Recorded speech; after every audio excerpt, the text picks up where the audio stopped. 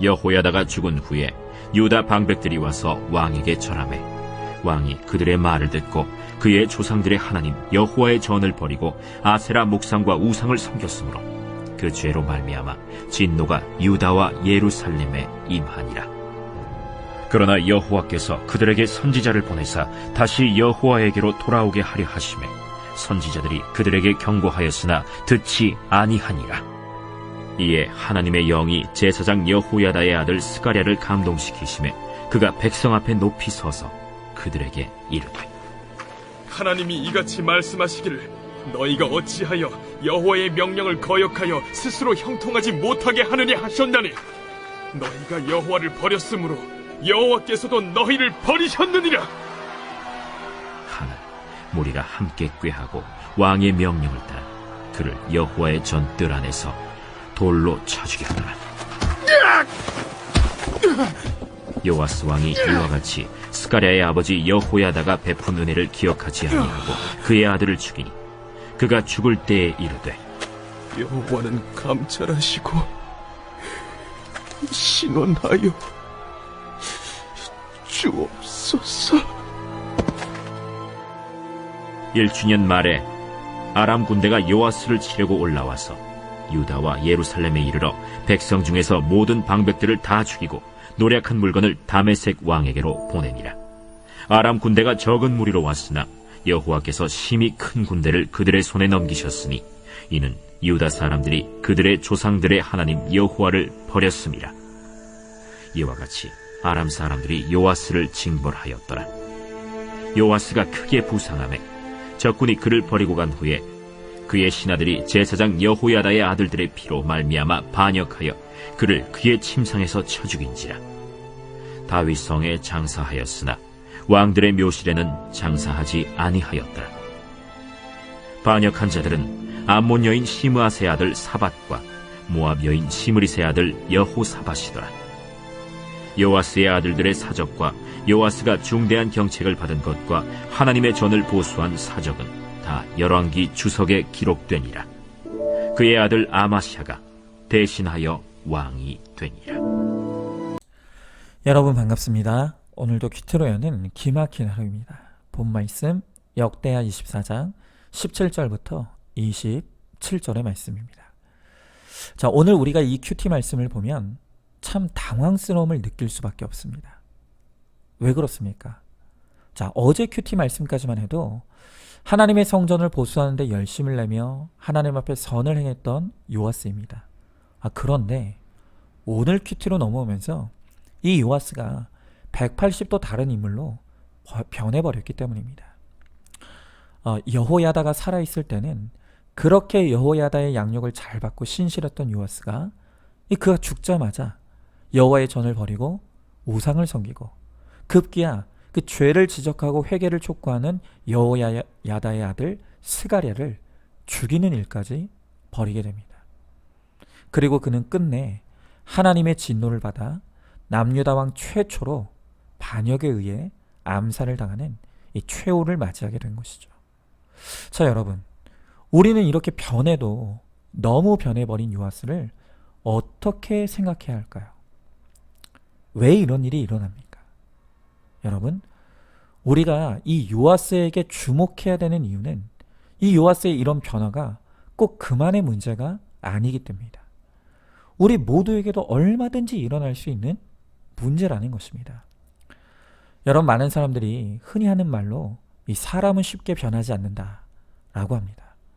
여러분, 그러나 그것은 정말 몰라서 하는 소리입니다. 사람이요, 너무 잘 변합니다. 다만 악에서 선으로 변하는 것은 어렵지만 선에서 악으로 변하는 것이 너무 쉽게 일어나는 일이라는 것입니다. 그렇죠. 여러분, 미워하는 사람을 사랑하게 되는 것은 너무 어렵습니다. 그러나 사랑하던 사람을 미워하는 것은 너무 쉽습니다. 여러분, 상처받는 것은 너무 쉽죠. 그런데 그 상처를 치유하는 것은 너무 어렵습니다. 여러분, 이렇게 오늘 이 요아스처럼 마치 이 부침개 뒤집듯이 선에서 악으로 변하는 것은 우리 100% 죄인인 인간들에게 너무 쉬운 일인 것이죠. 그래서 그리스도인들 중에서도 이런 고백하시는 분들 참 많습니다. 내가 옛날에는 기도 참 열심히 했어. 내가 예전에는 봉사 참 많이 했어. 또 믿지 않는 분들 가운데서도 내가 주일학교 때는 교회 열심히 다녔지. 혹은 청소년부 청년부 때는 내가 회장도 했던 사람이야. 여러분, 이렇게 라떼는 마리아를 이 추억처럼 이야기하시는 분들이 정말 많습니다. 여러분, 그런데 이 라떼를 말한다는 것이 무엇을 의미하겠습니까? 지금은 변했다는 말 아니겠습니까? 혹시 여러분들도 이 라떼는 마리아를 고백하는 그 주인공은 아니겠습니까? 이렇게 사람이 선에서 악으로 변하는 것은 너무 쉽게 일어납니다. 여러분, 그렇기 때문에 지금 내가 잘한다고 안심할 일이 아닙니다. 나도 지금은 잘하고 있지만 훗날 이 요아스처럼 얼마든지 180도 변할 수 있는 것이 바로 저와 여러분이라는 것입니다. 여러분, 그렇다면 오늘 말씀을 통해 왜 요아스에게 이런 급격한 신앙의 변질이 일어났는가를 우리가 생각하고 묵상해 보는 것은 매우 중요한 일이죠. 저는 오늘 이 말씀을 묵상하면서 왜 요아스가 이렇게 변했는가를 질문하며 묵상을 했습니다. 그런데 그렇게 이 질문을 해가며 묵상하는 가운데 이 단서가 되는 매우 중요한 포인트 하나를 말씀 속에서 발견하게 되었습니다. 바로 그것이 17절입니다. 자, 17절 맨 끝에 보면 이렇게 나와 있습니다. 왕이 그들의 말을 듣고. 여러분, 저는 바로 이 부분에서 요아스가 변해버린 이유를 짐작할 수가 있었습니다. 무슨 말입니까? 자, 우리가 전에 보았지만 요아스는 어릴 적부터 여호야다의 품에서 길러졌죠. 그래서 그의 양육과 가르침을 받았고, 또 심지어 자신의 아내조차도 여호야다가 골라준 여인과 결혼할 정도로 요아스는 이 여호야다를 전적으로 신뢰하고 의지했습니다. 자, 그런데 바로 이것이 요아스의 결정적인 아킬레스건이 되었다는 것입니다. 왜일까요? 여러분, 이 요아스가 어릴 적에야 당연히 누군가에게 의존할 수밖에 없다고 하지만 그가 자라서 성인이 되었다면 반드시 독립심과 자립심을 길러야 했습니다. 그런데 요아스는 바로 이 의존성에서 벗어나는데 실패했던 것으로 보입니다. 그래서 자신이 그렇게 의지하고 의존하던 여호야다가 죽자 그가 방황하는 틈을 타서 간신배들이 그에게 접근합니다. 그러자 다시 17절에 보니까 왕이 그들의 말을 들었다. 즉, 그들을 의존하게 되었다는 것입니다. 즉, 이 악한 신하들이 요아스의 또 다른 의존의 대상이 되어버린 것입니다. 여러분, 이 요아스를 보면 이 심리학 용어로 성인 아이의 성향이 보입니다. 몸은 어린인데 여전히 내면은 어린 아이에 머물러 있는 것입니다. 여러분, 이런 성인 아이의 성향을 보이는 경우는 두 가지라고 합니다. 어릴 적에 부모의 방치나 학대를 당하고 자랐거나 아니면 아예 정반대로 부모로부터 너무 과도한 보호와 사랑을 받고 자란 경우, 이 극단적인 두 경우에 이 몸은 자라지만 내면은 어린아이에 머무르게 된다는 것입니다. 여러분, 그렇기 때문에 죄라는 것이 모자란 것도 죄이지만 넘치는 것도 죄라고 말하는 것입니다. 여러분, 요아스는 아마도 전자보다는 이 후자에 가까운, 너무 과도한 보호와 사랑을 받고 자랐기에 이 자립심을 기르지 못한 것이 아닌가 생각합니다. 어쨌든 그는 성인이 되었음에도 불구하고 이 자립심과 독립심을 기르지 못한 것입니다. 그런데 그 가장 큰 문제는, 이것에 대한 가장 큰 문제는 그가 신앙에 있어서도 자립신앙을 갖지 못했다는 것이, 이것이 가장 큰 문제인 것입니다. 여러분, 여호야다가 죽고 나니 비로소 드러난 것이 무엇입니까? 그 전까지 너무 좋아 보였던 이 요아스의 신앙이 사실은 상당 부분 여호야다에게 의존된 신앙이었다는 것이 드러난 것입니다. 그런데 그런 의존하던 영적 대상이 사라지자 요아스의 신앙의 미천이 금방 바닥나고 순식간에 무너져 내리고 만 것입니다. 여러분, 그래서 저는 우리가 거룩하여져 간다는 것은 한마디로 이 고독의 영성으로 나아가는 것이다 라고 생각합니다. 우리의 거룩이 깊어지면 깊어질수록 사람과 환경을 초월하여 하나님과 나와의 1대1의 관계가 깊어지는 것입니다. 여러분, 그래서 사복음서의 예수님을 보면 예수님은 언제나 이 고독을 자처하셨습니다. 마태복음 14장 23절 말씀에 무리를 보내신 후에 기도하러 따로 산에 올라가시니라 저물매 거기 혼자 계시더니 라고 합니다. 여러분, 예수님이 가시는 곳에는 어디나 환호하는 큰 무리들이 따라 붙었습니다. 그러나 예수님은 사역이 끝나고 나면 반드시 무리로부터 떨어져 혼자 산으로 올라가 그곳에서 하나님과 1대1의 관계에 집중하는 이 고독의 시간을 가지셨다는 것입니다. 여러분, 예수님의 영성이란 한마디로 고독의 영성인 것입니다. 여러분, 그래서 큐티란 바로 이 고독의 영성을 기르는 훈련입니다. 여러분, 우리가 큐티하기 위해서는 세상의 모든 것으로부터 분리되어야 합니다. 그리고 조용히 혼자 되어 하나님의 말씀 앞으로 나가서 나에게 말씀하시는 하나님의 음성을 듣는 것입니다. 그리고 그 하나님의 뜻을 깨달아 갑니다. 그리고 그 깨달은 하나님의 뜻대로 순종과 적용을 이루어 갑니다. 여러분, 그렇게 고독한 자리에서 하나님과의 1대1의 관계가 깊어져 가는 것, 바로 그것이 큐티입니다. 그리고 이렇게 우리가 성실하게 큐티하게 될 때 비로소 자립신앙이라는 이 온전한 신앙으로 우리가 나아갈 수가 있는 것입니다. 여러분, 바로 우리는 이 부분에서 우리 신앙의 철저한 점검이 필요합니다.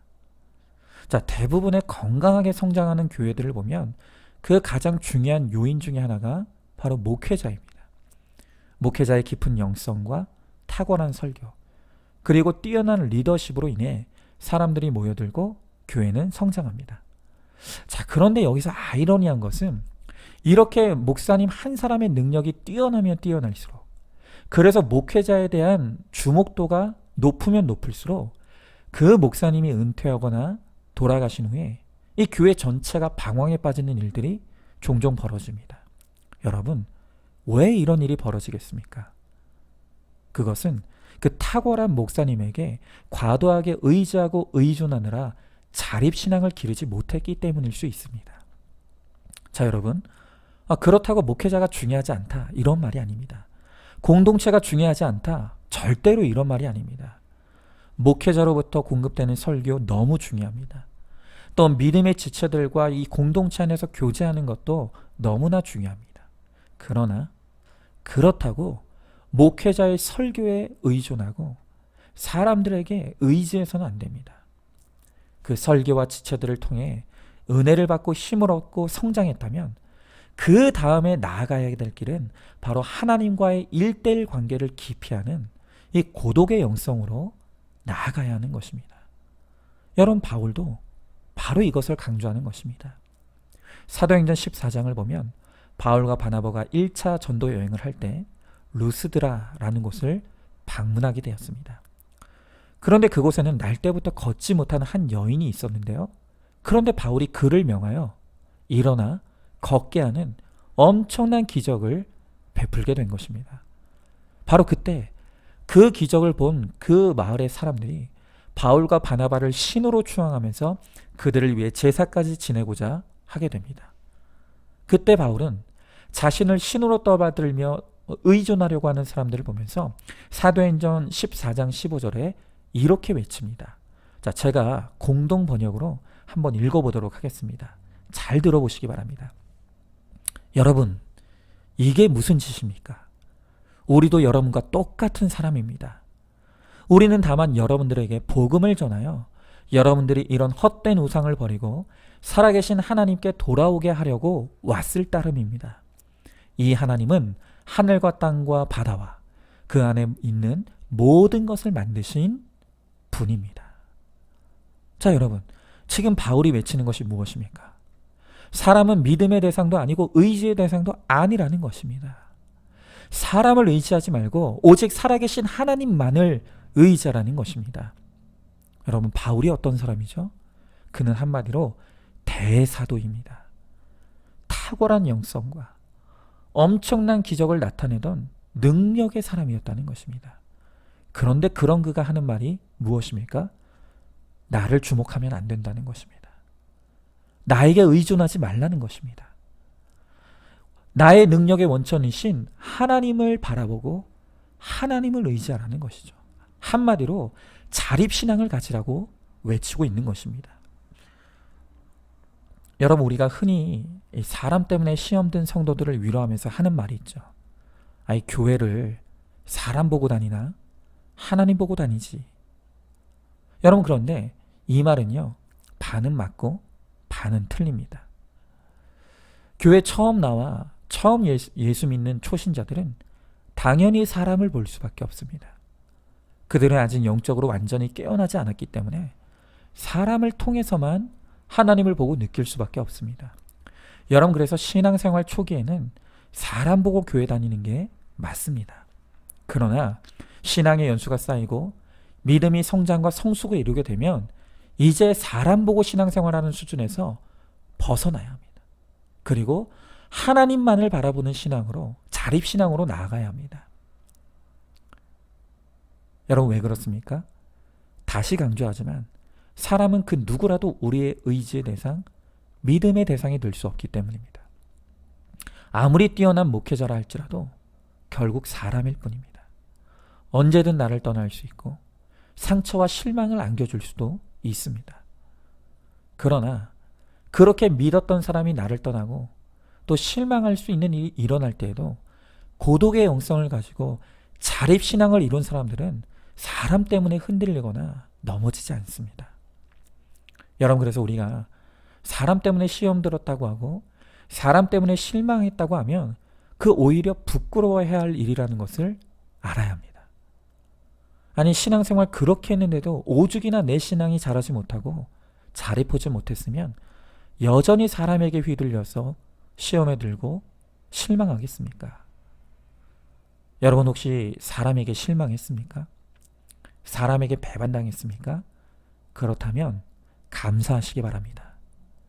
그렇게 사람에 대한 기대가 내려지고 사람이 떠나가는 사건이 하나님이 나에게 가까이 오시기 위해 꼭 필요해서 주시는 사건이기 때문입니다. 여러분, 반드시 사람이 떠나야 하나님이 오실 수 있습니다. 사람에 대한 기대와 또한 사람에 대한 의존과 믿음이 떠나가야 비로소 우리가 하나님을 만날 수 있는 것입니다. 이제는 사람에 대한 헛된 기대와 믿음을 내려놓아야 합니다. 그리고 사람을 넘어서서 오직 하나님만을 바라보는 이 고독의 영성으로 나아갈 수 있기를 바랍니다. 그럴 때 비로소 자립신앙으로 우뚝 서서 그 어떤 것에도 흔들리지 않는 반석과 같은 믿음으로 하나님과의 이 참된 교제를 누리게 될 것입니다. 자, 한번 질문해 봅니다. 내가 진짜 의지하고 의존하는 대상이 누구입니까? 여전히 사람 때문에 기뻐하고 사람 때문에 슬퍼하며 사람 때문에 시험드는 이 영적 성인 아이에 머물러 있지는 않습니까? 매일 큐티의 자리로 나아가 고독의 영성을 기르고 있습니까?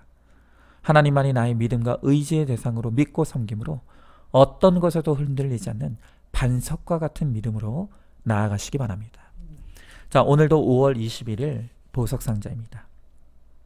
비굴하게 사람의 종노릇을 하면 무섭고 두려운 것밖에 없지만 예수님을 만나면 예수 그리스도의 종노릇이 너무 감사해서 사람의 종노릇이 아무것도 아닌 게 됩니다. 그래서 사람의 종노릇도 해봐야 합니다. 언제나 굴림만 하던 사람은 예수 믿고도 굴림만 하려고 합니다. 아멘.